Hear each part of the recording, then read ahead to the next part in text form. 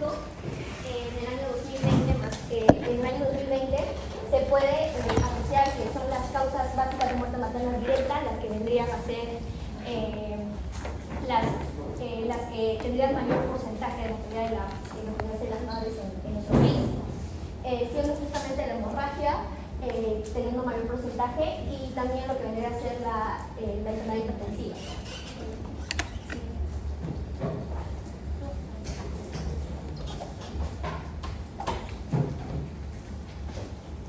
Vamos a pasar a definir qué va a ser los oxitóxicos. Van a ser úteros estimulantes, ¿qué es lo que va a hacer? Que va a aumentar, va a activar lo que viene a ser el músculo liso para que haya un aumento de las contracciones, manteniendo su intensidad y frecuencia. Esto principalmente va a ser indicado en inducción del trabajo al parto, para acelerar el trabajo al parto, inducir en caso de aborto terapéutico, no puede ser con el corte fetal, necesitamos extraer el producto, y puede ser para impedir la terminal postparto, que va a ser una de las complicaciones que va a ser la hemorragia postparto, se usa como esterilidad de tratamiento. Esto va a ser masificado en cuanto a las indicaciones. Pasamos a los que vienen a ser topolíticos. Estos son lo contrario a los oxitóxicos, son útero inhibidores. ¿Qué quiere decir esto? Que van a relajar al músculo liso del útero. Esto va a hacer que se detengan las contracciones para prolongar el embarazo en caso de que haya un riesgo de amenaza de parto término, APP. Y una de sus indicaciones va a ser el riesgo de pérdida de bienestar fetal asociado a contracciones. Principalmente el objetivo de los topolíticos va a ser prolongar el embarazo hasta 24 horas o 48 horas, que para administrar glucócorticoides que van a ser para la moderación fetal, así como también puede ser en caso de una infección antibióticos. Ahora pasamos a la clasificación. Tenemos la clasificación de los topolíticos que se van a dividir en 6 grupos de fármacos, que van a ser los beta agonistas, y la isostructina. Tenemos antagonistas de la oxitocina, que va a ser principalmente el latozumab.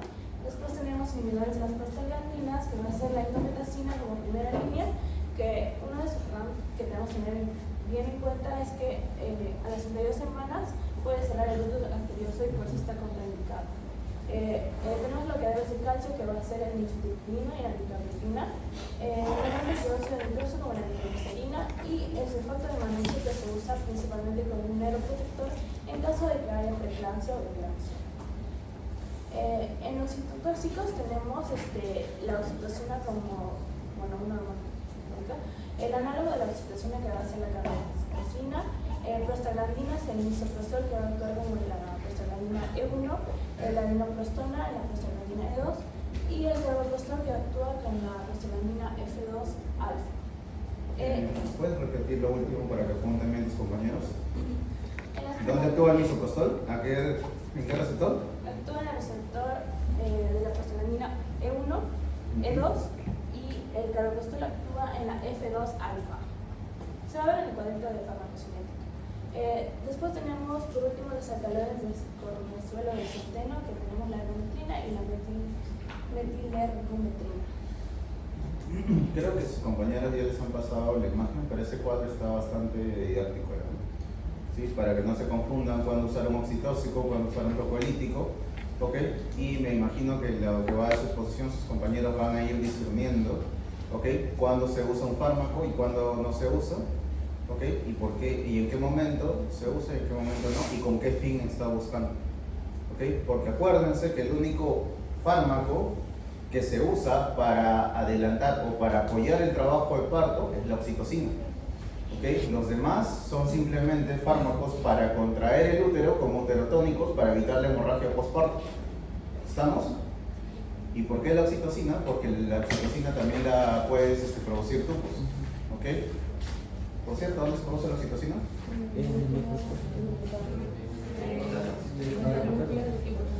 Se produce en el neurohipófisis. En el hipotálamo. Se produce en el hipotálamo, ¿cierto? ¿En qué núcleo? En supraóptico.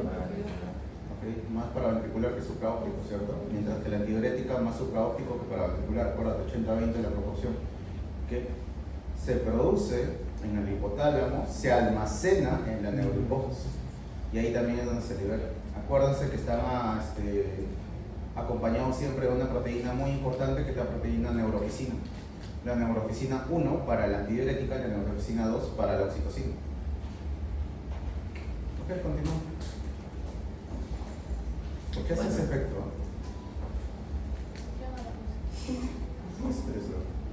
Dale. Bueno, entonces en bases fisiológicas vamos a definir primero algunos términos. El primer término que queremos definir es la gestación, que es el periodo comprendido de la fertilización del óvulo hasta el nacimiento del feto. En la parte derecha pueden ver lo que es la clasificación del parto según lo que es la edad gestacional. La edad gestacional se cuenta desde el primer día, de la última menstruación de la mujer hasta el nacimiento, y lo podemos clasificar entre... Bueno, vamos a empezar desde abajo. Entonces, de 23 a 25 semanas es grande maduro, ya menor o igual a 28 semanas extremo, después tenemos de 30 a 28 semanas pretérmino severo, tenemos el pretérmino moderado de 31 a 33 semanas, el pretérmino tardío de 34 a 36 semanas, y ya de 37 a 38 semanas es el término precoz. Muy maduro, el término maduro es de 39 a 41 semanas, y si ya se pasa de las 42 semanas ya es postérmino. Entonces también queremos definir lo que es aborto. El aborto es la interrupción del embarazo antes de la 20 semana de gestación, o si el feto pesa menos de 500 gramos. El aborto puede ser natural o puede ser inducido. También vamos a hablar de fármacos que pueden inducir lo que es el aborto. Ojo, que esto no es una clase de cómo abortar, por si acaso.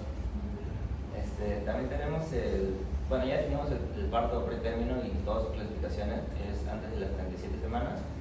Tenemos el embarazo prolongado, que es el posttérmino, más de las 42 semanas, y hemorragia postparto, que después vamos a hablar más en detalle, en la pérdida excesiva de sangre, 500 mililitros en parto vaginal o más de 1000 mililitros en cesárea, en las primeras 24 horas después del nacimiento. ¿Y qué es el alumbramiento? El alumbramiento es después del nacimiento, es cuando sale la placenta. Está en la siguiente PPT, si no me equivoco. ¿Por qué un gato? Bueno, entonces hablamos de los factores de riesgo de las dos enfermedades que vamos a tocar hoy día, las dos patologías. Vamos a hablar de la hemorragia postparto y el parto pretérmino. Entonces, para la hemorragia postparto tenemos los factores de riesgo, que puede ser en el tejido, puede haber por ejemplo una placenta acreta, que es una placenta que se agarra, en vez de agarrarse el endometrio, se agarra del miometrio. Tenemos la formación de coágulos. También puede haber hemorragia si hay alteraciones en los factores de coagulación. Puede ser congénita, enfermedad de von Willebrand, la hemofilia tipo A. Tenemos la preeclampsia, también el tono, si hay hipotonía o atonía, puede ser por agotamiento muscular, ya si ha habido un parto prolongado o si es multípara, y también coriamnionitis, si tiene fiebre, por ejemplo. ¿Qué es la coriamnionitis? Es la inflamación de la placenta.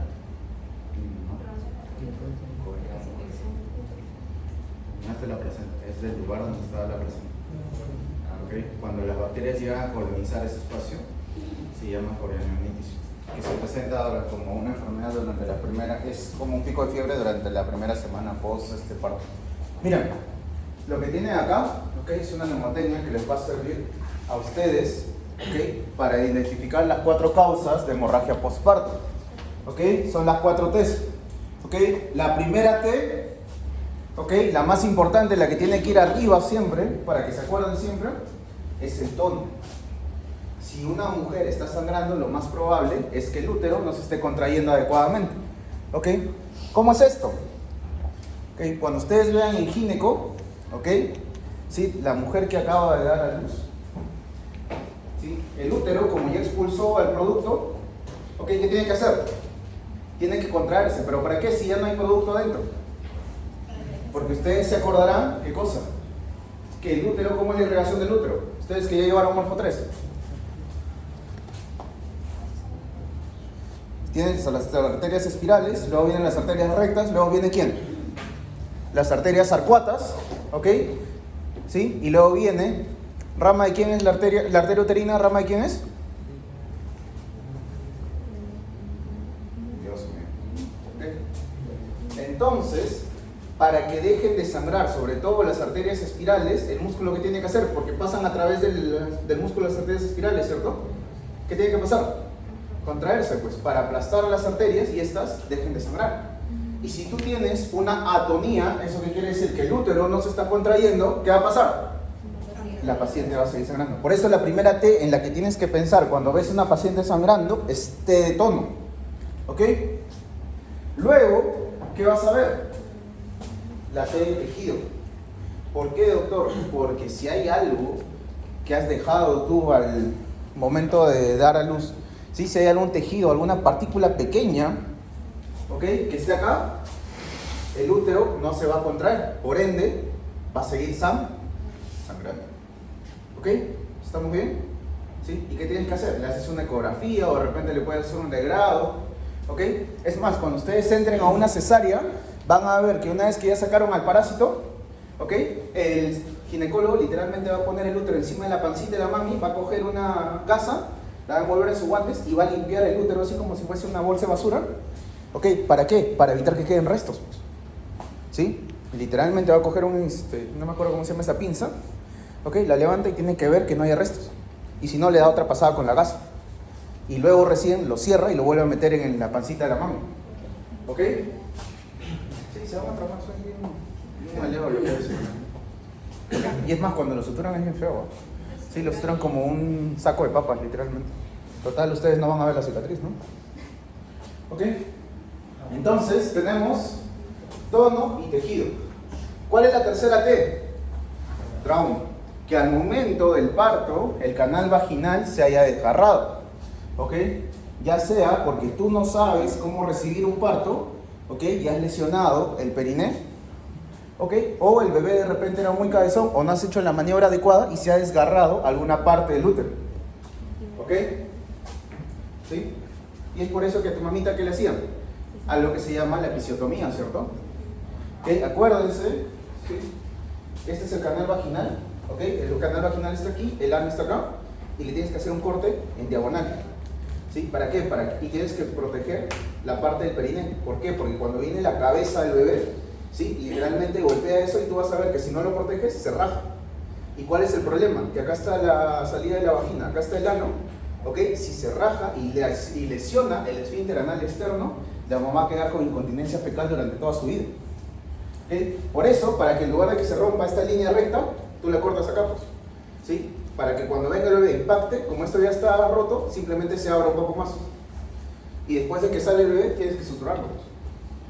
¿Ok? Entonces, ¿la tercera T de qué es? Trauma. El trauma. Y aún así quieren ser mamás, pues. ¿Ok? Y la última T, trombina. Que también se le dice la T de trastornos de la coagulación. ¿Eso qué quiere decir? Problemas.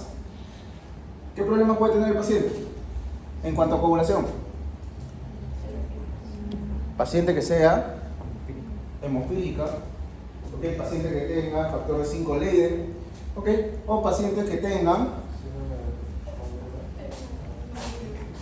Sí, ¿okay? Me imagino que eres tan bueno que lo tienes que diagnosticar antes de, igual que la preeclampsia.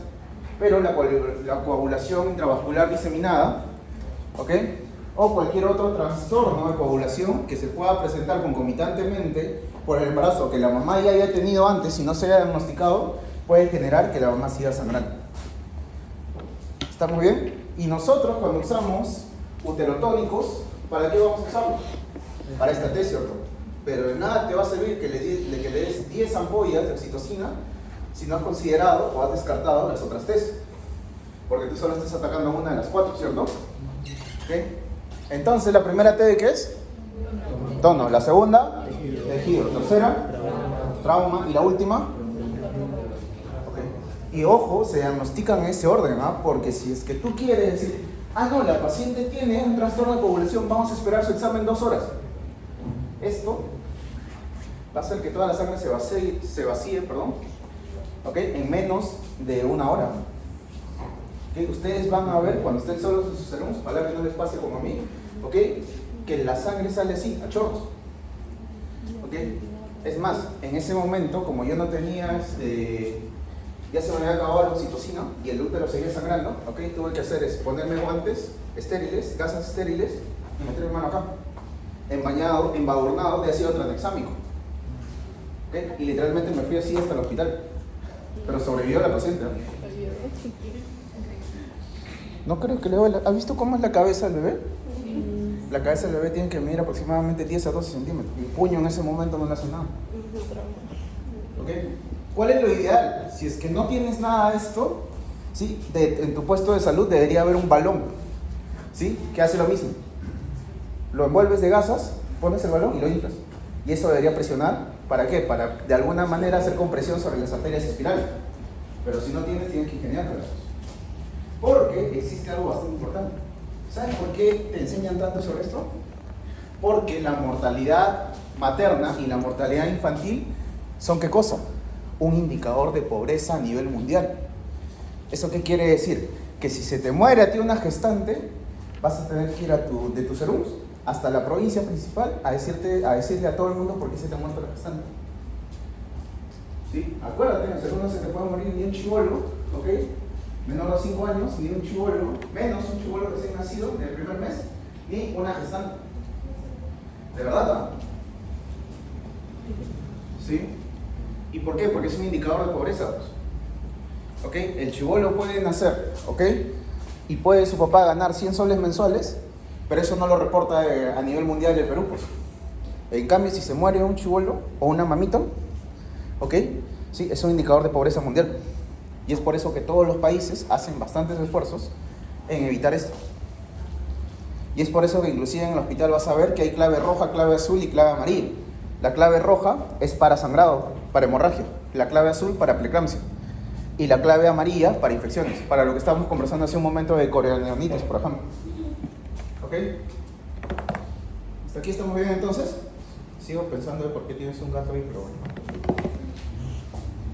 Dale.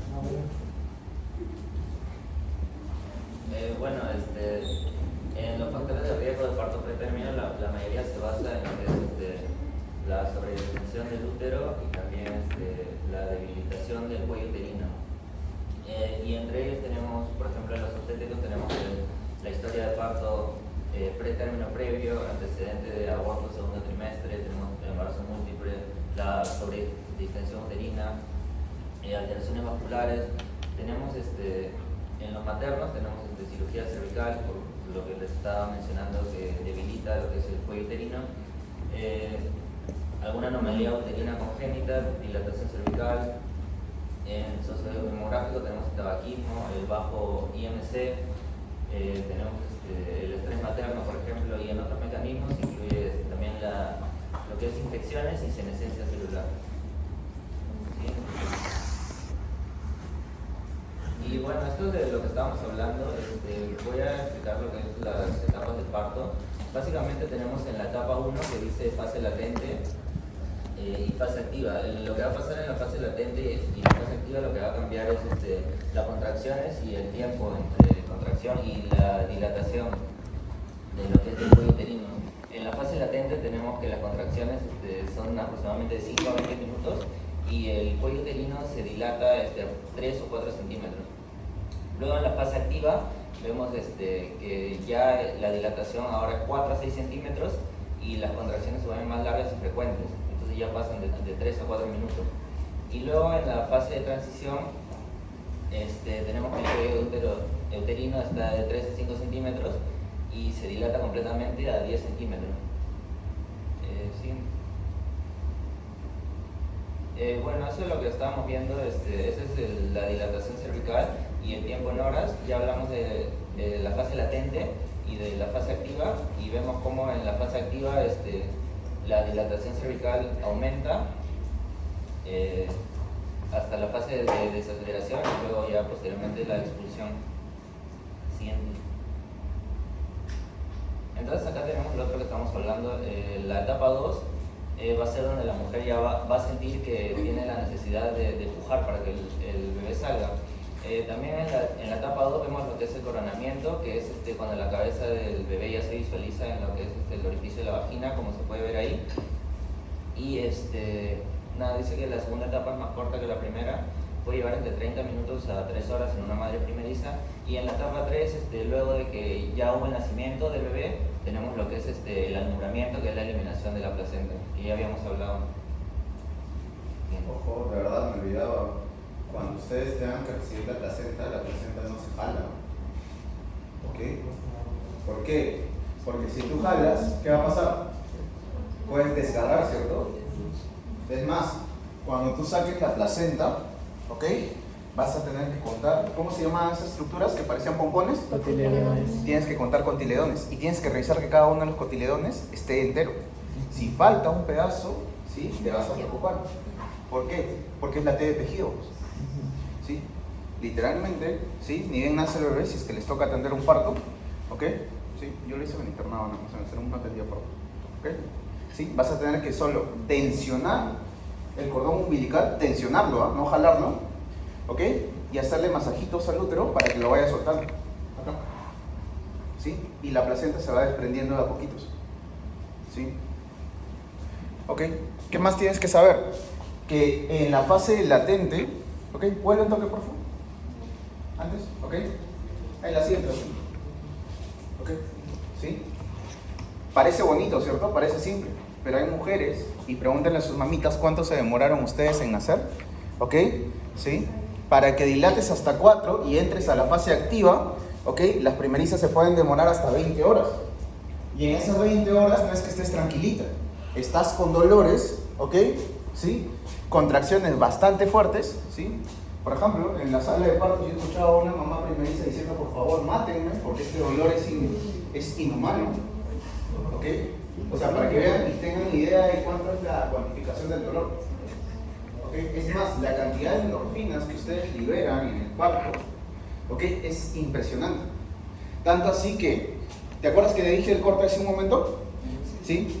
Ya, ese corte normalmente a veces lo hacen sin anestesia. Y la mamá no le duele, no siente. Es más, le duele más después cuando está suturando, cuando ya le has puesto anestesia. ¿Ok? Y a medida que la mamá tenga más hijos, esta fase se hace cada vez más rápido. ¿Sí? Por eso es que cuando ves una multípara en sala de emergencias, ya te estás alistando. ¿Por qué? Porque ese bebé prácticamente sale corriendo. De verdad. ¿Sí? Sale muy, muy rápido. ¿Ok? Mientras tú te estás poniendo los guantes, la mamá ya está coronando el bebé. ¿Ok? Esa es una gran diferencia entre una primi y una multigesta. ¿Ok? ¿Por qué? Porque en la multi el útero ya sabe cómo se trabaja, en cambio en la primi recién lo está conociendo. ¿Ok? Obviamente todo esto lo estamos hablando a partir de ¿qué? Del parto natural, o el autóxico, ¿cierto? Que la cesárea es otra parada. Dale. Ya, bueno, también es importante entender la contracción del músculo liso, porque recordemos que el útero, el miometrio, que es mayoritariamente músculo, es músculo liso, y va a ser el que va a trabajar en el proceso de parto. Entonces, si ven en la primera imagen, tenemos que, es lo que ya habíamos hablado en la clase de laboratorio, tenemos que por los canales de voltaje dependiente de tipo L entra el calcio.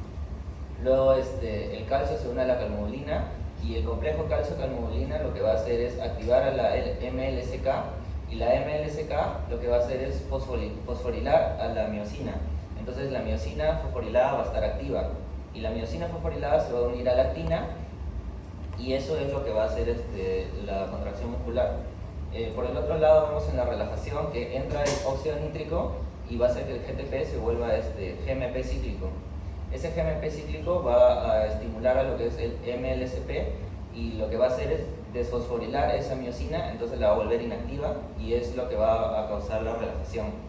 En el otro gráfico es lo mismo que he explicado, pero lo he añadido porque ¿En qué momento se ha hecho espacio de calcio? El chispazo de calcio es cuando entra calcio por el canal tipo L y del retículo sarcoplásmico. ¿Y cómo se llama la entrada a ese retículo sarcoplasmático? Ese es el receptor de renodina. ¿De qué número? 3. Ok. Es el receptor de adrenalina tipo 3, acuérdense. Ok. Y este que está acá, ok, es el canal de calcio tipo L, ¿cierto? Acá estamos. Ok. ¿Sí? El canal de calcio tipo L va a hacer que entre calcio. Este calcio a su vez va a generar estimulación del receptor de adrenalina tipo 3, ¿ok? Y va a hacer que se libere calcio del retículo endoplasmático o retículo sarcoplasmático porque estamos en el músculo. ¿Ok? Cuando se unen el calcio del intra y el calcio del extra se produce el chispazo de calcio. Y este chispazo de calcio es el que genera realmente la unión de calcio con carbomalina. ¿Ok? Siempre que piensen en un músculo liso, por favor, acuérdense del chispazo de calcio. ¿Ok? Y en la parte de la contracción tenemos una enzima muy importante. ¿Cómo se llama? ¿Cómo se llama una enzima que rompe el ATP? ¿Cómo creen que se llama? ATP. Mientras en la relajación tenemos una hormona, perdón, una proteína que sintetiza ATP. ¿Cómo se llama? ATP sintasa. La fosfatasa hace que te vuelves esto que está acá.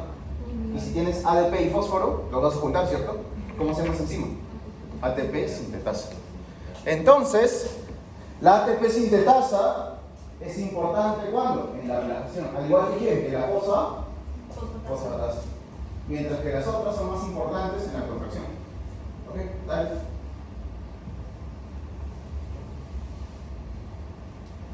Bueno, ahora vamos a explicar lo que vendría a ser la fisiopatología o también los talleres terapéuticos de lo que vendría a ser el parto prematuro. Bueno, es importante mencionar que el parto prematuro es la primera causa de mortalidad neonatal porque genera lo que vendría a ser una disfunción anatómica y también funcional del neonato, ocasionando distintas patogenias, del cual el principal o el más importante vendría a ser lo que es la membrana hialina. Asimismo, el parto prematuro se va a clasificar dependiendo a la etapa gestacional. En el caso de que sea menor a 28 semanas, se le podría denominar como una prematuridad extrema. Entre las 28 y 31 semanas sería un parto prematuro severo. Entre las 32 y 33 semanas, una prematuridad moderada. Y entre las 34 a 36 semanas, un parto prematuro límite leve. También es crucial de que justo en la semana 34, si es mayor a la semana 34, va a haber un mejor pronóstico de que hay una maduración pulmonar. En caso sea menor a 24 semanas, va a ser lo contrario, va a ser un pronóstico en el que se va a definir de que no va a haber una maduración pulmonar correcta. Bueno, pasando a las principales causas o etiologías de lo que es el parto prematuro, vamos a tener a la sobredistensión uterina, que va a afectar lo que vendría a ser más que nada el tono muscular del útero, a la infección uterina, donde vamos a abarcar lo que vendría a ser la corioamnionitis, y también lo que vendría a ser la hemorragia desigual o también el desorden placentario. Bueno, explicándolo cada una de estas causas, vamos a tener primero lo que vendría a ser la hemorragia desigual. Bueno, lo que va a pasar es que va a haber una sobreexpresión de lo que vendría a ser el factor tisular, lo que nos va a conllevar a que haya un incremento o una activación de la trombina. Una vez dado esto, la trombina se va a unir a lo que vendría a ser los receptores de proteasas, específicamente el PAR1 y el PAR3. Entonces, justamente al haber esta unión, va a haber dos incrementos o dos estimulaciones. Uno va a ser que va a estimular vías de señalización que van a ser inducidas por la MAP-kinasa RK1 y 2, el cual lo que va a hacer es de que va a inhibir lo que vendría a ser la función de la progesterona, y también lo que va a hacer es que va a aumentar lo que vendría a ser las metaloproteinasas y también citocinas, en específico la interleucina 8, al igual que la COX-2. En el caso de las metaloproteinasas, justamente van a ser enzimas que se van a encargar de generar lo que vendrá a ser la membrana fetal, el cual nos va a llevar justamente a una ruptura temprana de esta misma.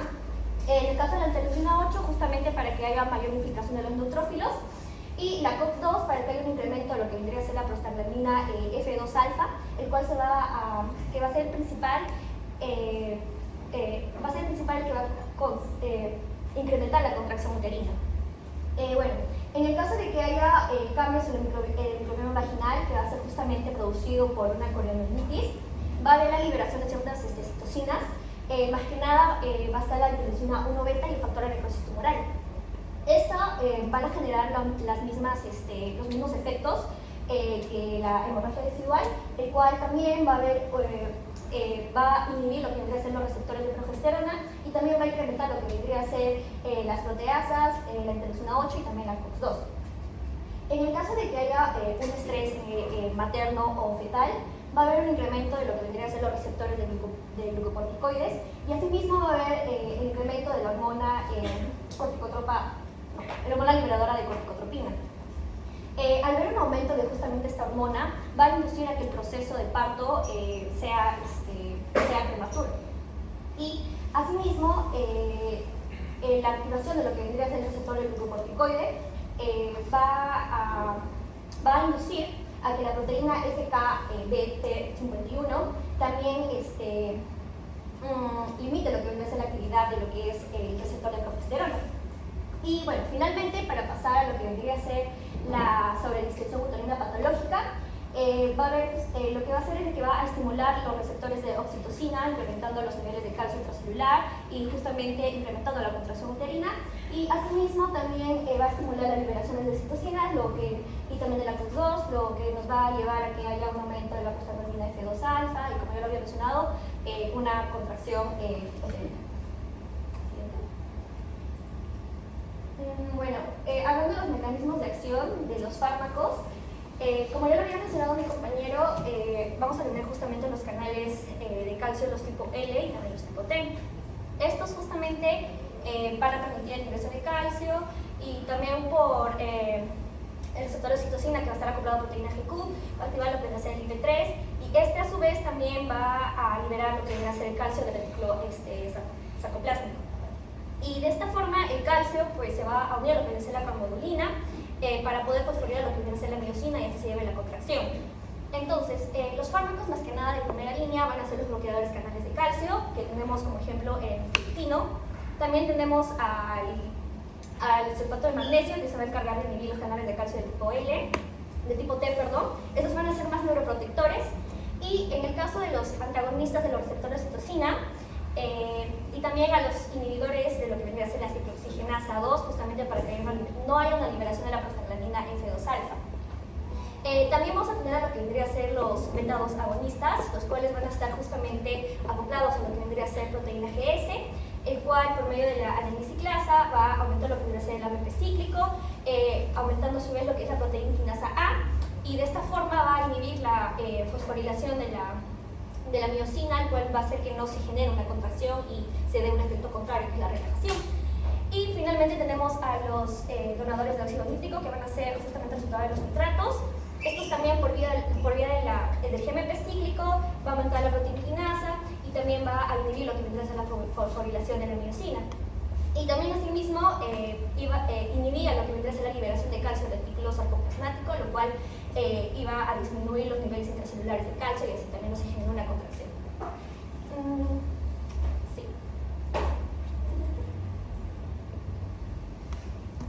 Bueno, en indicaciones de los tocolíticos, si tenemos una gestante en riesgo de parto pretérmino, lo primero que vamos a hacer es indicar progesterona vaginal. Luego vamos a ver si tiene una rotura prematura de membrana y si sí la tiene, entonces lo que se va a hacer es brindar antibióticos, eritromicina, y luego bueno, ahí menciona algunos diagnósticos de laboratorio que se sugieren. ¿Has leído algo sobre el test del helecho? No.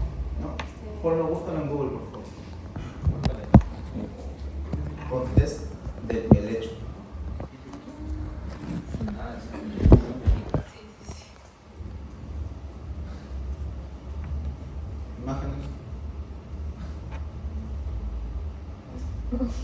Gineco.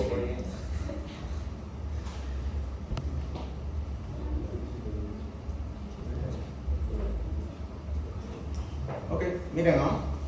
Si es que ustedes tienen dudas, si es que ha habido o no ruptura prematura de membrana, porque la mamá no te sabe decir, ¿ok? O porque en verdad no, el caso clínico no te lo confirma, vas a coger un poco de líquido de la mamá, vas a dejar que se seque y lo vas a llevar al microscopio. Y mira cómo se forma, ¿ok? Como si fuese un helecho. ¿Sí? Si es que la prueba del helecho o el test del helecho es positivo, quiere decir que se ha habido ruptura prematura de membranas, Ok, y ahorita tu compañero nos va a decir qué es lo que pasa cuando hay ruptura prematura de membranas o si no hay ruptura prematura de membranas. Porque si hay ruptura de membranas se tiene que hacer antibiótico terapia, ¿cierto? Sí. Ok. Es fácil, ni siquiera necesitan ningún solvente ni nada. Solo cogen una gotita y lo ponen en un portaláminas. En un portaobjetos. Bueno, entonces, si tiene ruptura por la izquierda, si tiene ruptura de membrana, Dale entonces... zoom, por favor, que no se repita. Y va bajando. Ajá. Ya, entonces, si tiene ruptura de membrana, por acá por la izquierda, lo que se va a hacer es darle antibióticos, se dice eritromicina. Y si no tiene, luego vamos a evaluar si tiene síntomas de labor del parto pretérmino. Si tiene, lo que vamos a hacer es medir la longitud cervical. Y si no tiene, vamos a continuar el tratamiento con progesterona. Entonces, siguiendo que sí tiene síntomas de labor pretérmino, vamos a medir. Ahí dice principalmente mayor a 30 milímetros o menor a 30 milímetros. Si es menor a 30 milímetros, dice realizar o considerar, entonces es similar.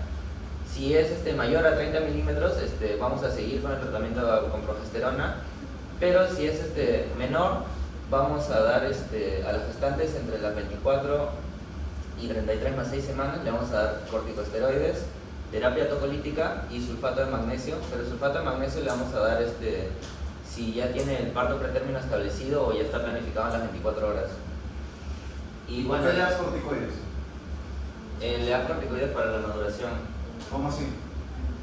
Si no me equivoco, ayuda en la maduración de los pulmones, Ya, pero ¿qué hace? ¿Qué produce? sulfatante, Ok, ¿a través de qué células? xenomocito tipo 2. ¿Y para qué sirve el corticoide? ¿Cómo es que el corticoide libera surfactante? Principalmente se administra lo que es dexametasona y dexa que son de acción prolongada. Si bien son inmunosupresores, ¿Saben por qué es importante que el mocoso llore cuando nace? Porque se ve cool. Porque si está llorando el mocoso, se está estresando, ¿cierto? Y si se está estresando, ¿qué está liberando? Cortisol. ¿Cómo que corticoides? Oye. Cortisol. El cortisol es la hormona del estrés. ¿Qué es lo que estás haciendo internamente cuando el chibolo va a nacer, pero necesita madurar el pulmón? Generarle, entre comillas, estrés al paciente. ¿Para qué? Para que su surfactante aumente. Lo mismo que pasaría en un paciente que acaba de nacer. Y es por eso que le dan corticoides. ¿Ok? Si ustedes producen corticoides.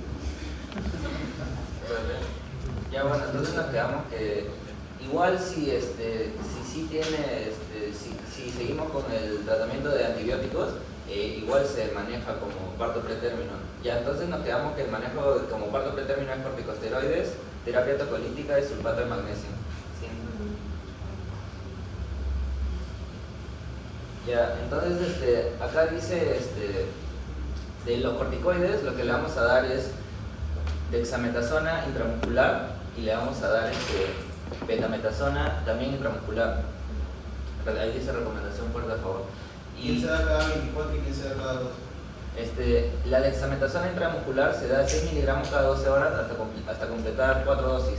Ajá. Y la betametasona intramuscular se da 12 miligramos cada 24 horas hasta completar 2 dosis. Luego, hablando del sulfato de magnesio, ya habíamos dicho que el sulfato de magnesio se da cuando el labor del parto pretérmino ya está establecido o se ha planificado en las 24 horas. Y el sulfato de magnesio se da vía endovenosa. En tocolíticos, habíamos hablado de terapia tocolítica, lo que vamos a dar es bloqueadores de canales de calcio. Esos van a ser nuestros agentes tocolíticos de primera elección. Y el bloqueador de canal de calcio va a ser el nifedipino. Dice que también si después de 48 horas de terapia tocolítica, dice no indicar terapia de sulfato de magnesio, antagonista de citosina. Dice que se puede considerar lo que es la terapia tocolítica de mantenimiento con progesterona vía vaginal. Entonces, se da bloqueadores de calcio nifedipino y después de 48 horas de terapia tocolítica se puede considerar mantenimiento con progesterona vía vaginal. ¿Sí? Bueno, ahora vamos a hablar sobre la farmacocinética de los agonistas beta-adrenérgicos. Tenemos a la ritonina, arteritolina, isoprina y también al fenoterol. Presten atención porque yo no les voy a preguntar en el examen sobre salbutamol, fenoterol o tebutalina, sino los otros que son beta-2 agonistas específicos para el útero. Bueno, en el caso de la ritonina, la vía de administración va a ser tanto intravenosa como vía oral, con una biodisponibilidad de 100% en el caso de intravenosa y también un 30% en el caso de vía oral. La tebutalina también es de vía oral y también parenteral, con una biodisponibilidad de 10 a 15% en ayunas. Bueno, la isoprina también va a tener, se puede administrar por vía oral y intravenosa y también por vía intramuscular. Y finalmente el fenoterol por vía oral con una biodisponibilidad del 60% y también se puede administrar por vía intravenosa. En el caso de distribución, va a tener una unión de proteínas plasmáticas del 32% con un tiempo máximo de 1 hora y también va a atravesar, bueno, todos estos fármacos van a poder atravesar lo que viene a ser la barrera placentaria. En el caso del metabolismo de la ritodrina, va a pasar por el primer paso hepático, para la redundancia, y también va a generar lo que dicen metabolitos inactivos. En el caso de la tebutalina, también su metabolismo va a ser hepático y gastrointestinal con conjugación a ácido sulfúrico.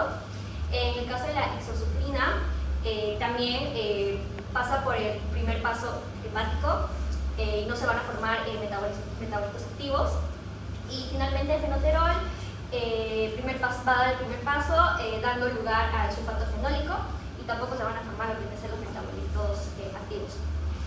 La excreción más que nada va a ser renal con mayor porcentaje y en algunos casos también va a ser hepático biliar y también excretado por la leche materna. Ya, en el caso de los antagonistas de los receptores de oxitocina, vamos a tener el atosiban. Su vía de administración va a ser intravenosa con una biodisponibilidad del 100%, unión a proteínas plasmáticas por el descenso del 48% y también va a poder atravesar la barrera placentaria y también pasa por el plasma de la leche materna. Su metabolismo va a ser hepático, también su excreción más que nada va a ser tanto renal, hepático biliar y también por la leche materna. Hablando de inhibidores de síntesis de Pero prostaglandina. vamos a hablar de la indometacina, porque los demás se supone que ya lo han visto en años, ¿no? Siguiente. No, indometacina. La vía de administración va a ser oral, biodisponibilidad del 90%, también va a tener una unidad de proteína plasmática del 90%, va a poder atravesar también la barrera placentaria, también se va a metabolizar en el hígado y más que nada se va a excretar en la orina y un 33% de las heces. Bueno, en bloqueadores de calcio, ya habíamos mencionado al nifedipino. El nifedipino se absorbe completamente vía oral y tenemos que se absorbe de un 45 al 68%.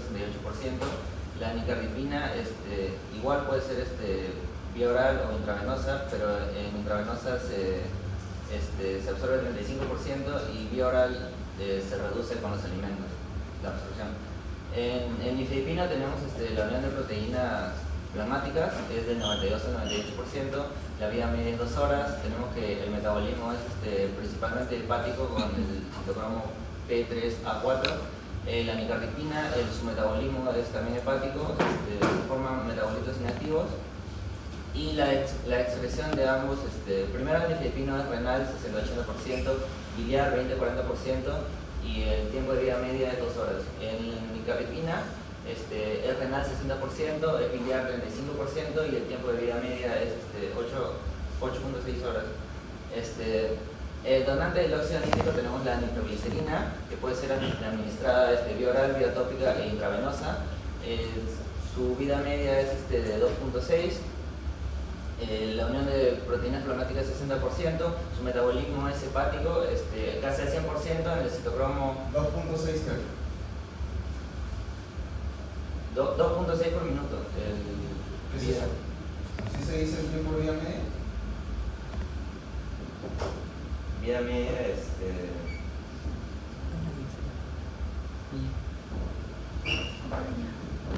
carga de 2.6 minutos. Pues acuérdate que la nitroglicerina volatiliza rápido. No, 2.6 por minuto. Siguiente.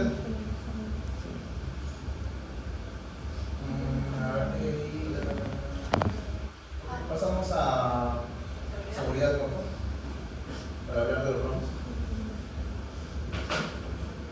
Ok, seguridad, los agonistas beta-adrenérgicos, la ritonidina, los RAM va a ser la taquicardia, la hipotensión, palpitaciones, disnea, dolor de pecho, también va a generar edema pulmonar y también hiperglucemia. Delbutalina también va a generar taquicardia, un flujo auricular, isquemia, edema pulmonar, insuficiencia cardíaca congestiva, hipoglicemia, también es hipocalcemiante y también hipoinsulinismo. Bueno, la isosuprina también va a ser hipotensor, también va a generar arritmias, náuseas y vómitos y también los edemas pulmonares. El fenoterol, bueno, pueden presentarse ligeros temblores en los dedos justamente al final de lo que es el tratamiento. También sensación de inquietud, palpitaciones y cefaleas. Bueno, las contraindicaciones o precauciones de la ritodrina va a ser las enfermedades cardíacas, hipertiroidismo, infección intrauterino, eclampsia y preeclampsia que son graves. La tebutalina, en el caso de las cardiopatías isquémicas severas o también cardiopatías hipertróficas, también lo que interesa es la preeclampsia, la eclampsia y también una hemorragia preparto. En el caso de la isosuprina, también contraindicaciones, interesa los trastornos cardíacos, el hipertiroidismo materno, arritmias, insuficiencia cardíaca, corionemonitis, eclampsia, preeclampsia severa y la hipertensión pulmonar. Finalmente, el fenoterol también genera hipersensibilidad a los beta-simpáticos miméticos y también enfermedades cardíacas y el síndrome de Wolff-Parkinson-White. Bueno, todos los fármacos no van a estar recomendados durante la lactancia y finalmente las interacciones, en el caso de la ritodrina, no se debe administrar junto con vitamina D, calcio o que sean inhibidores de la prostaglandina sintetasa.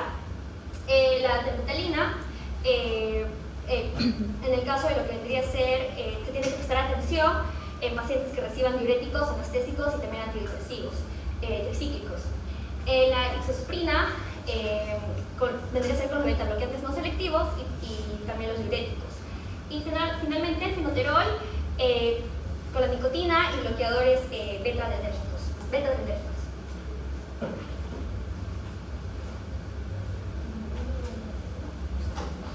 Bueno, en el caso de lo que vendría a ser los antagonistas de los receptores de oxitocina, en el atosiban, el RAM va a generar una atonía uterina como principal RAM, también hiperglucemia, las náuseas, cefalea, taquicardia, hipotensión, rubor y también vómitos.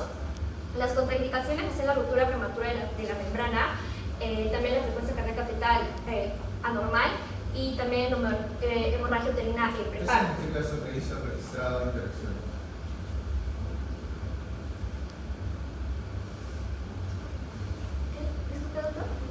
Ahí en el atocinam donde dice interacciones dice registrado de interacciones. ¿Qué significa eso?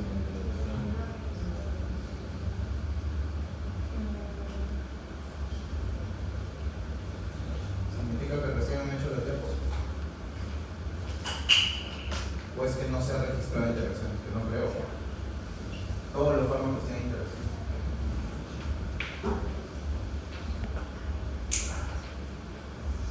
Una cosa es que el atosiban sea el fármaco que menos interacciones tenga, y es por eso que es el más recomendado, sobre todo, por ejemplo, en embarazos múltiples o embarazos gemelares. ¿Ok? Y otra cosa es que me pongas eso que está ahí. ¿Ok? Valor de repas para todo el grupo. Gemelares. ¿Okay? Embarazos múltiples y generales. En embarazos múltiples, como por ejemplo el general. Cuando hay mucha distensión del útero, sí, el atosiban es uno de los más recomendados. Es más, los europeos usan más atosiban que otra cosa. A todo esto, ¿han presentado alguna guía o algo de cómo se usan estos fármacos? ¿Les han enseñado a sus compañeros cómo se usan los fármacos tocolíticos? Ibas bien cuando me explicaste lo de la ruptura prematura de membrana. Ya, pero si tienes una gestante que no tiene ruptura prematura de membrana, si tiene 28 semanas, ¿qué fármaco le das y por qué? Sí expliqué, ahí decía cuando sí tenía y cuando no tenía. Vuélvelo para que tus compañeros lo vean. A ver, explícale a tus compañeros eso. Porque solo mencionaste lo de progesterona intravaginal. ¿Por dónde? Ya, acá es si sí tiene. Ya, por eso te estoy dando un caso clínico. Te estoy dando una gestante que no tiene patologías, tiene 28 semanas, no tiene ruptura prematura de membranas, ¿ok? Y tiene dinámico uterino. ¿Qué le das? Usando tu algoritmo. Si necesitas algún dato más, me lo preguntas. Igual dice que de primera línea se usan los corticosteroides y el tocolítico se usa el... ¿Lo vas a madurar de frente al paciente? No. 28 semanas le vas a dar corticoides.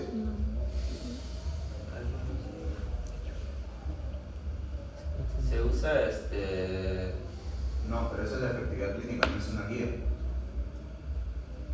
Les dije siempre, lean guías. En este caso que hubiese leer una guía de manejo de parto pretérmino, ¿cierto?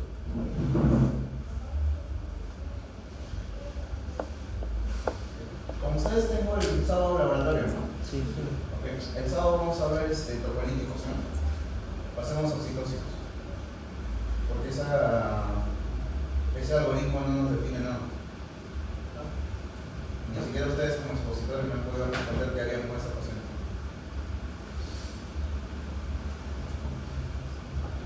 Y me imagino que para oxitocicos se han leído una guía de manejo de hemorragia postparto. Quiero creer eso.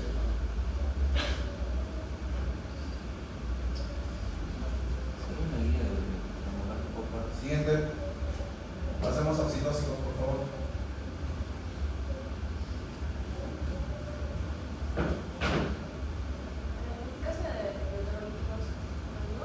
Después pasamos a oxitocicos primero. Quiero revisar qué tal es la cantidad de oxitocicos.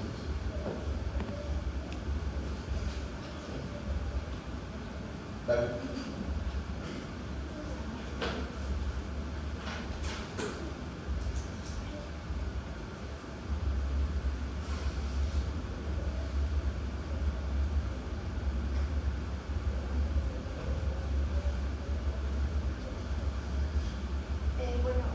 Ahora vamos a explicar la fisiopatología de lo que viene a ser las hemorragias postparto.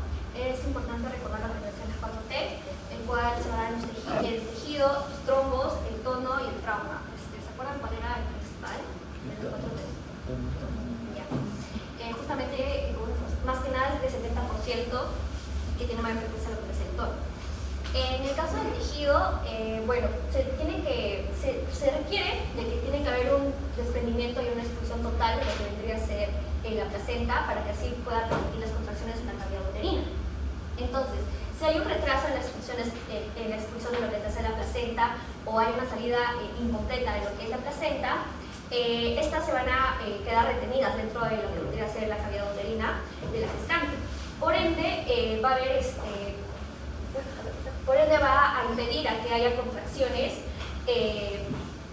completas del útero y también va a impedir a que se sellen los vasos sanguíneos internos. En el caso de trombos es justamente fundamental lo que vendría a ser la fibrina más que nada, porque estas van a limitar lo que vendría a ser el sangrado postparto. Entonces, si hay un experimento de placenta o la paciente tiene lo que es la preeclampsia, va a haber un daño en lo que es el tejido fetoplacentario y también va a haber un daño endotelial generalizado. En el caso del daño endotelial generalizado, ambas nos van a llevar a que va a haber una exposición excesiva de lo que vendría a ser el factor tisular o también de los factores procoagulantes del subendotelio. Entonces, lo que nos va a llevar a distintas patogenias, como vendría a ser la coagulación intravascular diseminada, el cual de por sí va a haber un aumento, una sobreexpresión del factor tisular, pero este va a llegar a desgastar lo que vendría a ser la trombina. Por ende, también nos va a llevar a un deterioro en la coagulación materna Y también tenemos, por otra parte, lo que vendría a ser las coagulopatías, que ya son persistentes, que vendría a ser la enfermedad de von Willebrand.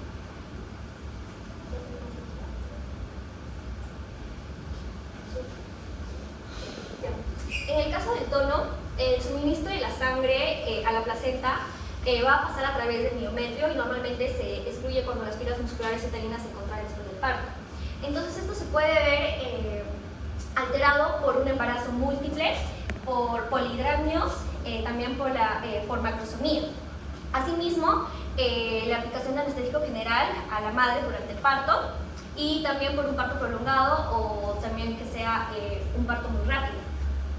En el caso de lo que es un embarazo múltiple, los polidramios y también la macrosomía, el útero se va a sobreextender y bueno, esto va a hacer que se debilite en lo que vendría a ser el músculo uterino. En el caso del anestésico, si es aplicado durante el parto, esto va a mantener o va a persistir lo que vendría a ser la relajación del músculo liso, del útero. Y bueno, finalmente lo que vendría a ser el parto prolongado, también parto muy rápido, esto va a sobrecargar lo que vendría a ser el músculo uterino, ocasionando lo que vendría a ser las fatigas. Y finalmente lo que vendría a ser el trauma, esto más que nada es un riesgo principal de lo que vendría a ser los traumas, es el uso de instrumentos durante el parto. Y bueno, también se puede dar por la desproporción cefalopélvica, cabeza humorofetal, que sea más ancho y esto a su vez va a dañar lo que vendría a ser el canal del parto. Y también mujeres que ya previamente han tenido cesárea, lo cual va a aumentar más el riesgo de traumas.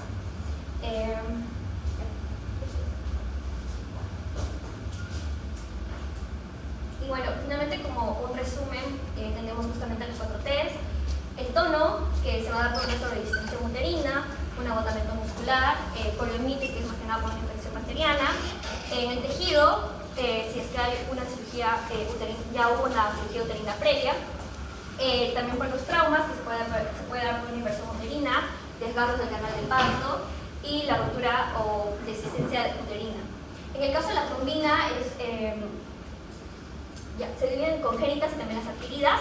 Las adquiridas son, por ejemplo, la hipertensión durante la etapa gestacional que es la preeclampsia, el cual va a dañar lo que vendría a ser el endotelio de los vasos y va a expresar lo que vendría a ser el factor tisular.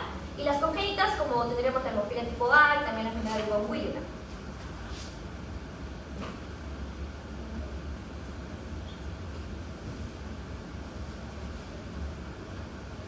Bueno, ahora vamos a tener el mecanismo de acción.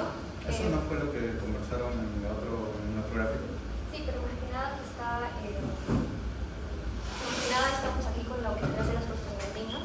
Ah, tipo de prostaglandinas. Sí. Okay. Hazle énfasis en eso, por favor. Ya, en el caso vamos a tener las prostaglandinas, más que nada, como ya lo había mencionado, el principal va a ser F2-alfa, el cual se va a encargar de la contracción del útero por medio de lo que vendría a ser el IP3, el cual va a estimular la salida de calcio del retículo sarcoplásmico. Asimismo, lo que vendría a ser la oxitocina y también la prostaglandina 2-alfa van a estimular lo que vendría a ser el potencial de acción de la célula, de esta forma aperturando lo que vendría a ser los canales de calcio y estos aumentan a nivel intracelular. Entonces, estos se unan a lo que vendría a ser la calcimodulina y de esta forma fosforilan lo que vendría a ser la miocina y también se ve lo que vendría a ser la contracción. Ese gráfico es más para tocolíticos que oxitóxicos, ¿no? Porque mira, estás dando antioxitóxicos, estás dando beta-2, estás dando progesterona. Que por cierto, cuando hablaron de tocolíticos no hablaron de la acción de la progesterona. Y ahí está graficado. ¿Ok? Y bueno, en indicaciones, luego en el manejo activo del tercer, de la parte 3 del parto que habíamos hablado, dice que se le da oxitocina, 10 unidades internacionales o de 5 a 10 intravenosa o 10 intramuscular. No pongan ya, y luego no antes de que salga el bebé, y lo que había mencionado el profesor de controlar el cordón cuando salga y masajes uterinos. Y luego vamos a ver las 4T. Como había mencionado el profesor, lo que nos va a ayudar los oxitóxicos va a ser con el tono, ya que como ven con el trauma, el tejido y la trombina son otros manejos. Y si nos enfocamos en el tono, tenemos la oxitocina. Que Antes de que continuemos, ojo, no se vayan a confundir. Miren, sube todo por favor. Esa dosis de oxitocina se da como preventivo antes de, ¿sí? El único fármaco que se da cuando el parásito está dentro es la oxitocina. ¿Okay? Los demás que has visto o que va a hablar tu compañero es cuando ya el chibolo ha salido y tu mamita sigue sangrando. ¿Estamos? ¿Okay? Entonces, ¿cuál es la dosis que se da dentro del útero? Perdón, que se da cuando el parásito está dentro. ¿Qué dice ahí? 10 unidades internacionales, ¿cuándo? ¿Cuándo es? ¿Endovenoso o intramuscular? Intramuscular. ¿Y la otra sube? De 5 a 10 endovenoso. Pero obviamente si estás en una sala de partos, la gestante ya debe tener su día, ¿cierto? Así que no se te va a ocurrir darle intramuscular y esperar hasta que haga efecto. Salvo esas 10 intramusculares, ¿cuándo son? Si es que tienes el útero, por ejemplo, en la cesárea, ¿se acuerdan que les dije que lo sacan? ¿Sí? Lo ponen acá en tu pancita. Ahí puedes coger y le puedes inyectar oxitocina directamente. ¿Ok? Continúo. Ahora sí. Si es que mi mamita está sangrando y yo ya averigüé que es por tono, ¿ok? ¿Cómo la voy a tratar? Baja, por favor. Tienes 4 opciones, ¿cierto? ¿Qué le puedes dar? ¿Qué dice? A ver, oxitocina, de primera línea es la oxitocina y de segunda línea tenemos al carbaprost, tenemos a la metergina y al misoprostol. Okay. Pero mira, la dosis que das de oxitocina no es de 10. Ya inicias con una dosis de ataque. ¿Cuánto dice la dosis? 20 a 40. ¿Okay? Y ahí ya estás hablando de endovenoso, no estás hablando de intramuscular. ¿Ok? ¿Cómo la vas a dar? Acuérdate, le das un suero salino. ¿Eso qué quiere decir? Coges tu suero de 1 litro, ¿ok? Y tú vas a decir lo que le vas a dar. Si le das 20 o le das 40, dependiendo del tono del útero. ¿Ok? Y lo vas a pasar, mira, esto es bastante importante. Le pasas primero medio litro, ¿ok? En los primeros 10 minutos. Y luego, lo que queda, ¿cuánto te va a quedar? Medio litro, ¿cierto? 250 en 1 hora y los otros 250 en otra hora. ¿Ok? No es que le metas los 20 de porrazo, ¿eh? No te pases. ¿Ok? Generas demasiados RAMs con la oxitocina. Ok, continúa.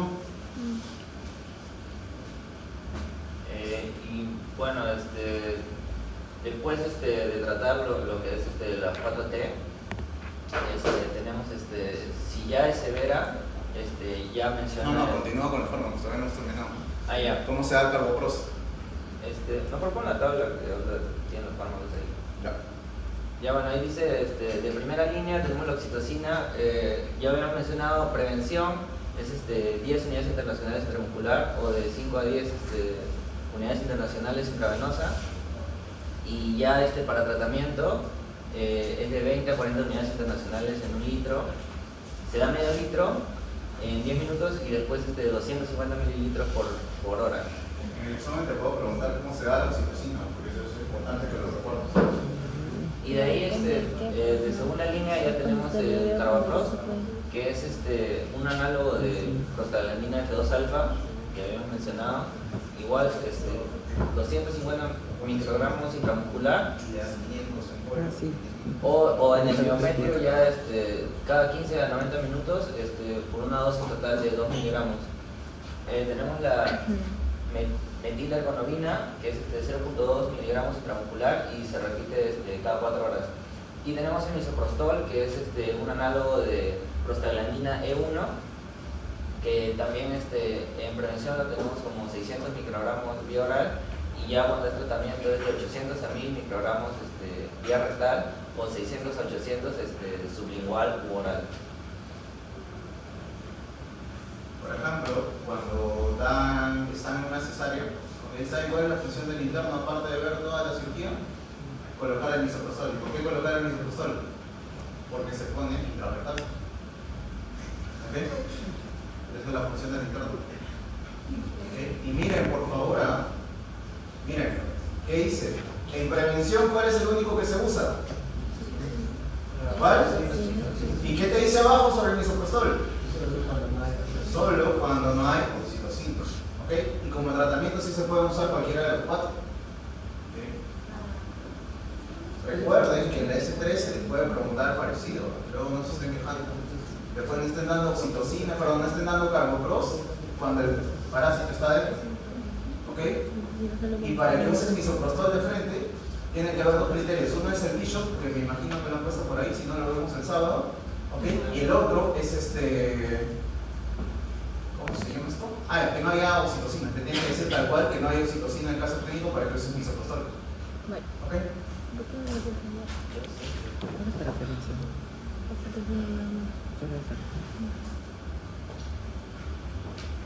Eso cuando me mandan las diapos corregidas lo cambian ya. Porque esa diapo, las dos que hemos usado son para antocolíticos, no para oxitóxicos. En oxitóxicos hay un cuadro que está en blanco y negro literalmente, ¿sí? Donde están todos los targets. ¿Ok? Y creo que es el tercero o cuarto que sale en Google, de izquierda a derecha. ¿Sí? Solo no debe tener memoria idéntica. Ya, bueno, primero vamos a hablar del puntaje de Bishop. El del puntaje de Bishop vamos a tener en cuenta primero lo que es la dilatación. Como vemos, cada parámetro tiene un puntaje del 0 al 3 y después los vamos a sumar. En dilatación en centímetros, si está cerrado de 0, si es de 1 a 2 centímetros el puntaje es 1, si es de 3 a 4 el puntaje es 2 y si es mayor o igual a 5 el puntaje es 3. En borramiento igual, si es de 0 a 30% es 0, si es de 40 a 50% es 1, si es de 60 a 70% es 2 y si es mayor o igual a 80 ya es 3. En la altura de la presentación tenemos menos 3 es 0, menos 2 es 1, menos 1 sería 2 puntos y más 1 más 2, 3 puntos. En altura de presentación leí que se toma como referencia lo que es la espina isquiática, que es sería, como ven ahí dice, menos 3, menos 2, menos 1, y a la altura del 0 del menos 1 estaría la espina isquiática, y si está en menos 3 es que está muy arriba, y si está en más 1, más 2 es que está ya en una posición más baja. Permíteme un toque. Mira, les voy a explicar el Bishop de la manera más didáctica posible. ¿Ok? En una mujer que no está en gestación, ¿cómo está su útero? Ustedes que han llevado no puedes ver pero cómo está tu útero, así que no puedes. ¿Cómo está tu útero? ¿Ok? Si esta es la vagina, tu útero está así, apuntando al mismo lado, ¿no? ¿Cierto? Está posterior. ¿Ok? ¿Está dilatado tu útero? ¿No? ¿Cierto? Acuérdate que cuando vas a ovular, ¿sí? Se abre más o menos hasta 0.5 centímetros. ¿Pero para qué? ¿Para liberar qué cosa? La menstruación, pues. ¿O por dónde crees que sale tu menstruación? ¿Por qué hueco? ¿Ok? Tiene que dilatarse un poco para que salga la menstruación, ¿cierto? ¿Ok? En algunos casos puede llegar hasta 1,5 centímetros, 2 centímetros. ¿Ok? Entonces, tu útero, ¿okay? Imagínate que este es el cuello de tu útero. Para que esa luz, ¿qué tiene que hacer? ¿Alinearse con quién? Con la vagina, ¿cierto? Entonces, si es que el útero está en esta posición, ¿qué quiere decir? ¿Que ya está listo o no está listo para dar a luz? Está listo, ¿cierto? Entonces va a tener más puntaje. ¿Dónde está? Acá. Posición del cervix. Si la posición está anterior, esta es tu vagina. Posterior, medio anterior, ¿cierto? Si el útero ya se ha colocado así, le hace máximo puntaje. ¿Ok? Mira. ¿Qué más tienes que tener? Consistencia del cervix. Sí, acuérdate que tu cervix normalmente, ¿qué consistencia tiene? ¿Ok? Debe tener, tóquense la nariz. ¿Ok? Más o menos esa consistencia debe tener el cervix. ¿Ok? Y a medida que se va a ir acercando el feto y estimulando todo lo que ha generado, todo lo que ha realizado su compañera, ¿qué va a pasar? Ese útero se va a volver cada vez más blando. ¿Ok? ¿Y qué es el borramiento? El borramiento... ¿Ok? El borramiento es esto que está acá. ¿Sí? Miren, ¿ah? ¿Ok? Tu útero tiene como una tapita, ¿cierto? Y acá está el huequito del cervix. ¿Ok? Esto se va a ir borrando. Se va a ir desapareciendo. ¿Por qué? Porque la consistencia se está haciendo más blanda. ¿Y por qué? Porque se va a estar dilatando. Entonces la consistencia del cervix, mira, blando, que está anterior, tú ya tienes un máximo puntaje de 2. ¿Ok? Y aquí arriba el máximo puntaje es 3. ¿Cuánto se tiene que borrar? Todo, ¿cierto? Tiene que borrarse el 100% para que salga el parásito. ¿Ok? Mira, con tapita, 100%, 0. Ya se borró todo, está más suavecito. ¿Ok? ¿Qué más? Se tiene que ir ¿Hasta cuánto tienen que dilatar para que nazca el parásito? 10 centímetros, ¿cierto? Más o menos esto. ¿Sí? Aunque no crees, así se dilata tu útero o tu canal vaginal para que salga el parásito. ¿Ok? Y por último, ¿qué más? De nada te sirve todo esto si es que el parásito no baja, pues. Entonces, la posición de la cabeza del neonato también influye, ¿cierto? Del feto, perdón. ¿Sí? Si es que está muy arriba, menos 3 centímetros, y va a ir bajando. Si es que ya está encajado o está por lo menos prominente con respecto al cuello uterino, ¿ok? Si está en posición más 1 o más 2, se da el máximo puntaje. ¿Qué es lo más importante de esta escala? ¿Cómo se llama esta escala? Bishop, ¿cierto? El valor importante es, ¿cuánto es? 6, ¿cierto? Ok, vamos acá. Ok. ¿Por qué? Ok, en el examen no te voy a poner para que calcules la escala de Bishop, pero sí te voy a dar un Bishop calculado, porque en base a eso vas a tomar la decisión de qué haces con la paciente. ¿Ok? Te puedo dar en el examen un paciente con Bishop 3, un paciente con Bishop 7 o un paciente con Bishop 5. ¿Ok? Y ahora tu compañero nos va a explicar qué es lo que se hace con ese Bishop. Dale. Bueno, un paciente ideal para el parto, para inducirle el parto, bueno, nos dan unos requisitos, ¿no? Evaluar la calidad del desenlace perinatal, no, los Olvídate eso, eso es gineco. Vamos de frente al Bishop. Ok, entonces, si El Bishop es mayor a 6. si el Bishop es... Ojo, que ustedes sabrán por su clase de matemática que mayor a 6 a partir de cuánto es. O sea, si te viene el Bishop de 6, No. miren, después no me están reclamando. Porque si tu Bishop es menos de 6, ¿qué tienes que usar? ¿Qué tienes que hacer? Ese cuello lo tienes que madurar. ¿Y cómo se madura el cuello? Con misoprostol. ¿Pero misoprostol dónde? Misoprostol intravaginal. ¿Ok? ¿Y cómo se da? 50 microgramos cada 4 horas. ¿Ok?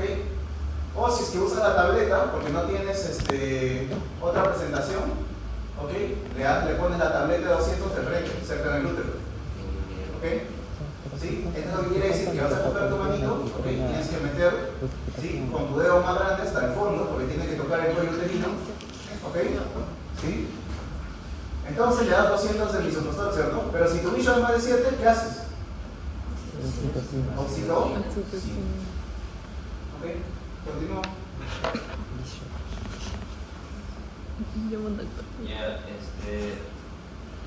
entonces, si el Bishop es mayor a 6, lo que le vamos a dar es oxitocina, le vamos a dar 2 miliunidades por minuto y duplicar 20 a 30 minutos hasta un máximo de 20 a 40 miliunidades por litro por minuto.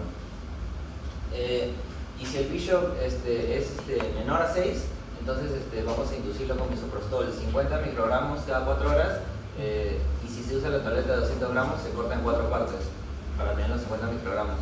Se recomienda el uso de óvulos de liberación controlada. Igual en ambos casos vamos a tener un registro cardiotopográfico continuo. ¿Y por qué tenemos que hacer eso? Porque tenemos que ver, acuérdense que las contracciones del útero, ¿a quién pueden estresar? Al corazón. A la mamá, al feto, ¿cierto? ¿Ok? Entonces tienes que ver que el bebé no esté haciendo sufrimiento fetal. ¿Sí? Porque esas contracciones, si tú no las controlas, pueden estresar al bebé y pueden generar aceleraciones o desaceleraciones de su corazoncito. Y eso es una prueba de bienestar fetal. Entonces, si te encuentras pérdida de bienestar fetal independientemente del estadio en el que estés, la indicación es cesárea. ¿Ok? Dale.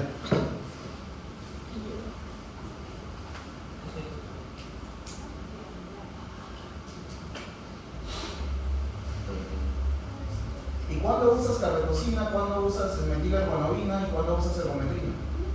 O los tres se pueden usar en cualquier momento. pasa los rams, por favor? Con seguridad. ¿Ok? ¿Cuál es el RAM de cada uno para tener en cuenta, cierto? Porque de acuerdo a eso nosotros vamos a dar RAM. ¿Yo le digo? Oxitocina, bueno, a dosis elevadas tiene una acción similar a la hormona antidiurética. En la madre vamos a tener cefalea, taquicardia, bradicardia, bueno, náuseas y vómitos. En efecto vamos a tener hiponatremia y también dice asfixia y muerte. En la carbetocina, anemia, náusea, dolor abdominal. Ya, carbetocina, principalmente en casi todos los oxitotóxicos vamos a tener lo que son vómitos y náuseas. Siempre están presentes y también la hiponatremia. En contraindicaciones, en la carbetocina tenemos la preeclampsia y eclampsia. La diferencia entre esas es que la preeclampsia va a ser la elevación de la presión arterial sistólica mayor a 140 y diastólica mayor a 110. Y la eclampsia viene a ser las convulsiones. Siempre en lo que es el caso de eclampsia se va a dar este neuroprotector que va a ser el sulfato de magnesio, que ya se habló. En lo que viene a ser embarazo y lactancia, va a estar contraindicado en el embarazo y en el parto antes de la expresión del niño y tampoco en la inducción. Es verdad, en los tiempos de procolíticos han puesto pues, todo el perfil farmacocinético, farmacodinámico del sulfato de magnesio. ¿No lo he visto? ¿Sí? ¿Sí? Entonces, ¿cuál es el RAM principal del sulfato de magnesio?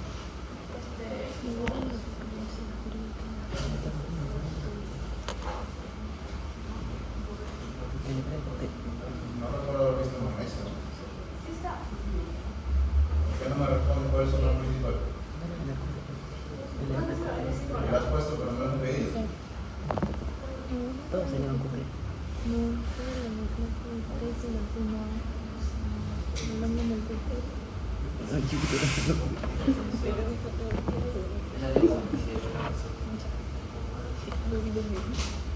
Bye. Ya. ¿Y cuál es su RAM más cercano? La hipotensión por vasodilatación periférica. No.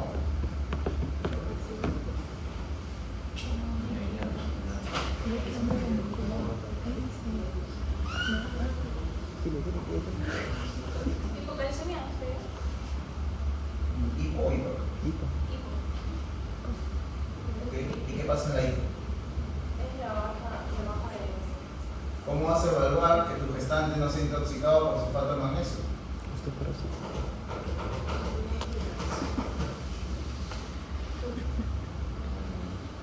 Hay hiporreflexia. Pues. ¿Y la hiporreflexia es característica de quién? ¿De la hipo o de la hipercalcemia? Hipo. Ah, la hipocalcemia. ¿Eso le están enseñando en Morfo 3?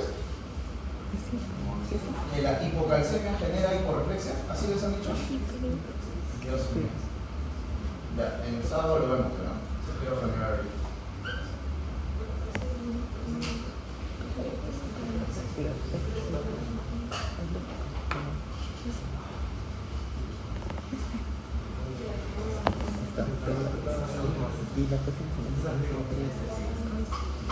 En interacciones, la principal diferencia entre la oxitocina y la carbetocina es que la oxitocina tiene una vida media más corta y esta tiene una acción más prolongada, dura una hora. Y en interacciones con una oxitocina se va a potencializar su acción, lo cual puede ser generar contracción tónica. En antihipertensivos puede alterar su eficacia y en anticoagulantes puede disminuir su efecto. Con diuréticos puede causar más renal. En el caso de que vienen a ser las prostaglandinas, tenemos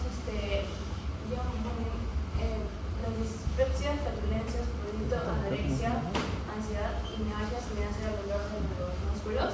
Los efectos adversos raros los más comunes pueden generar edema, diaforesis, arritmias y anemia trombocitopenia y neuropatías. Está contraindicado en enfermedad cerebrovascular, epilepsia, en lo que viene a ser enfermedades coronarias, corazón. ¿Vamos a poner anemia? No me parece. O sea, si te inyectas al paciente, ahí en el momento le generas anemia. No, Entonces, sería a largo plazo. tendría que ser a largo plazo, ¿cierto? Sí. ¿Y tú vas a usar el fármaco a largo plazo? No. Entonces, Bueno.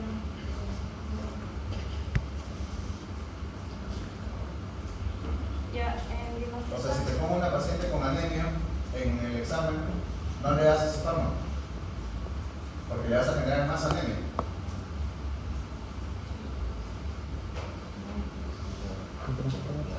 La anemia que tiene ese paciente sería un problema agudo o crónico. ¿De qué dependería eso? ¿Cómo se sabe cuando una anemia es aguda o crónica? ¿Por qué?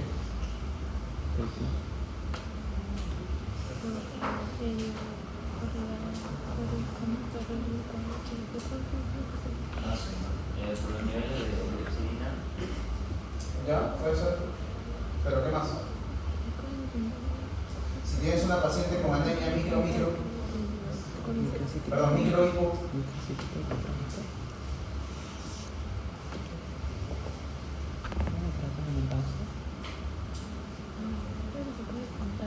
conmigo hacen hematínicos. Creo que sí, ¿no? El sábado. Espero que puedan responder esas preguntas al menos los expositores hematínicos. Ok, siguiente. Bueno, lo que viene a ser el cardiopros, puedo hacer diarrea, náuseas, con menos frecuencia de dolor abdominal, broncoespasmos, escalofríos, edemas. Lo que viene a ser no estar contraindicado en historial necesario, cirugía mayor uterina, enfermedad cardíaca, pulmonar y hepática, y también parece enfermedad renal, enfermedad vascular y preeclampsia.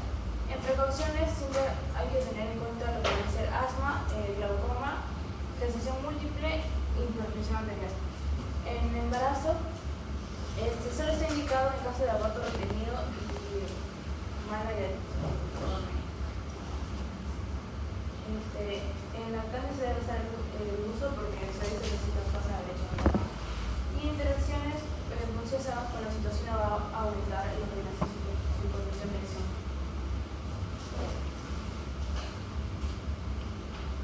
Después tenemos a lo que viene a ser a los grados de cortisona de centeno, que tenemos la ergometría que va a generar náuseas, vómitos, hipertensión arterial, dolor abdominal, isquemias o espasmos musculares, así como también broncoespasmos.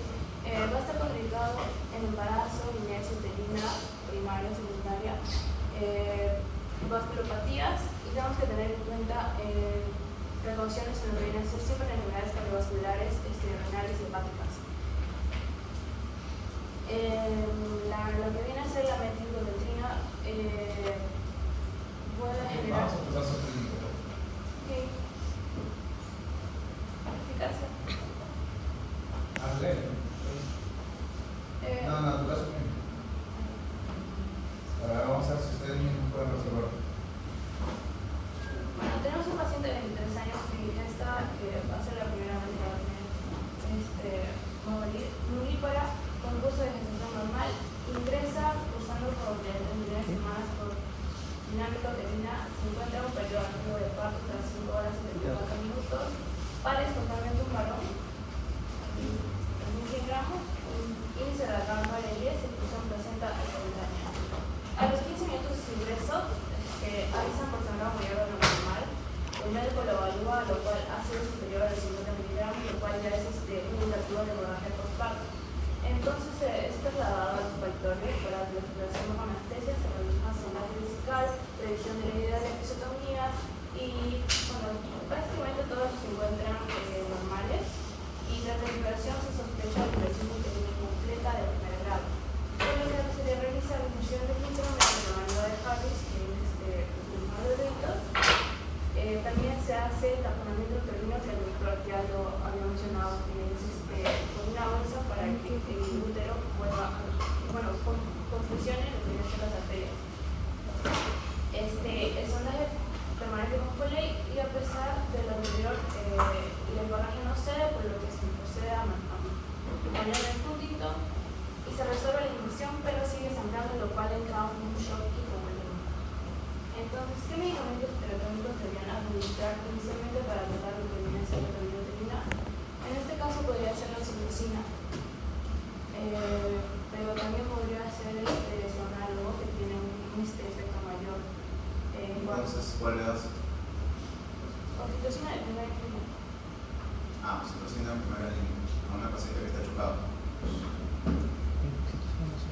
Pero si no le damos oxitocina, se puede pasar a lo que viene a ser las estalagminas. ¿Sabes por qué es tan complicado tu caso? Porque ni siquiera lo he realizado.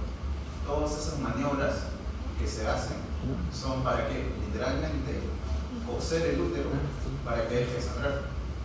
¿Sí? ¿Eso qué quiere decir? Que el paciente ya recibió, o asumes que ya recibió oxitocina y que no ha funcionado. ¿Ok? Ya, entonces, ¿cuánta oxitocina le darías? De frente ya lo que es tratamiento, ya 20 a 40 unidades ¿Escoges 20 o escoges 40? pero, o sea, estamos sospechando que lo hizo antes de hacer todas esas maniobras. No sé, tu caso clínico está así tal cual. O dime. Ya, entonces se le daría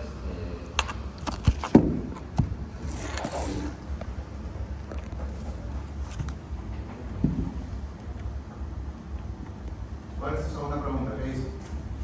¿Qué otros fármacos podrían utilizarse si la oxitocina no es efectiva para controlar la uterina? Ya, ¿qué otros fármacos usarías? En el caso de las estalagminas se podría usar el carbonoso. Ya, y si no tienes carboproso, ¿puedes darle misoprostol? También. ¿Y por qué le das y por qué no le das? Todo lo metemos de una vez. Entonces, ¿qué le damos? en mis soportados se da si no está disponible la oxitocina. O sea, ustedes solitos se han metido en un hueco porque acaban de hablar de shock. Porque en todo su algoritmo no habían hablado de shock. En shock el manejo es totalmente distinto. ¿Y qué dice? ¿La tercera?